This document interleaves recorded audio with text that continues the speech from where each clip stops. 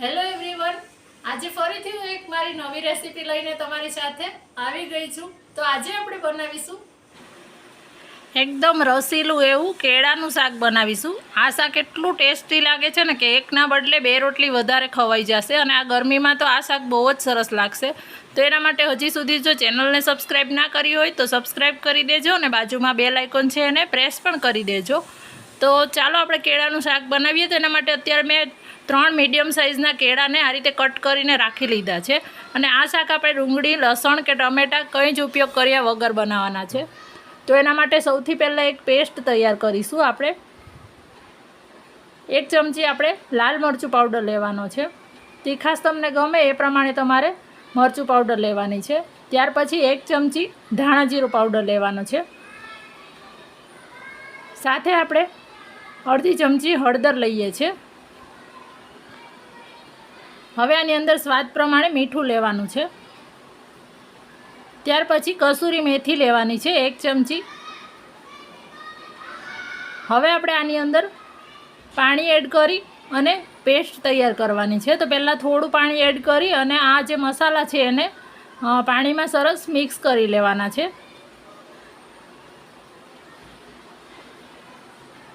શાકમાં જેટલા જોઈએ એટલા મસાલા આપણે અત્યારે જ કરી લીધા છે. હવે આ પેસ્ટ થોડી થીક લાગે છે, એને આપણે હજી થોડું પાણી આપણે અંદર એડ કરીશું. તમને જેટલો રસો જોઈએ એ પ્રમાણે તમે પાણી એડ કરી શકો છો. પાછળથી પણ તમે પાણી એડ કરી શકો છો. તમારે વઘાર એક વખત કરી અને પછી ચેક કરી લેવાનું. અત્યારે આ બરાબર છે. તો હવે એક કઢાઈની અંદર મેં તેલ ગરમ થવા માટે મૂકી દીધું છે, અને તેલ છે એ ગરમ થાય ત્યાર પછી એની અંદર આપણે અડધી નાની ચમચી જેટલી રાઈ લેવાની છે. અડધી નાની ચમચી જેટલું જીરું લેવાનું છે. રાઈ જીરું થોડા તતડે એટલે એની અંદર આપણે 5 ચમચી જેટલી હિંગ લઈ લેવાની છે. ત્યાર પછી આપણે જે પેસ્ટ તૈયાર કરીને રાખી છે એ પેસ્ટ આની અંદર લઈ લેવાની છે. મસાલાની પેસ્ટ છે એ પાણીમાં આપણે મિક્સ કરીને પેસ્ટ બનાવી છે, એટલા માટે આપણા મસાલા છે એ બળશે નહીં, એમાંથી છાંટા ઉઠશે. એટલે ગેસની ફ્લેમ એકદમ મીડિયમ કરી અને ત્યાર પછી આ આપણે એડ કરવાનું છે. હવે આપણે આને સરસ મિક્સ કરતું જવાનું છે, અને મીડિયમ ફ્લેમ પર આમાંથી તેલ છૂટું પડે ત્યાં સુધી આને સરસ સાતળવાની છે. એટલે આપણા મસાલા છે એની કચાશ પણ સરસ દૂર થઈ જશે, અને પેસ્ટ આપણી છે એ સરસ સતળાય અને એમાંથી તેલ પણ છૂટી જશે. તમે જોઈ શકો છો કે તેલ આમાંથી સરસ છૂટી ગયું છે.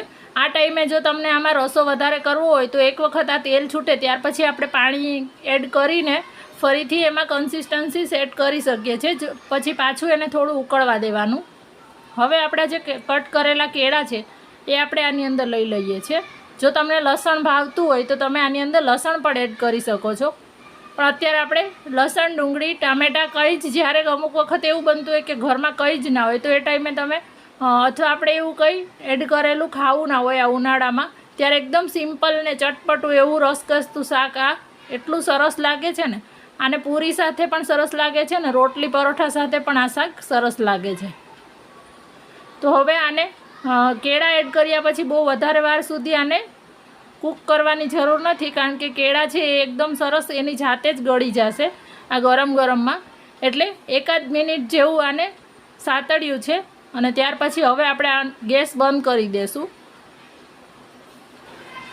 તો રેડી થઈ ગયું છે આપણું ચટાકેદાર એવું રસકસતું કેળાનું શાક.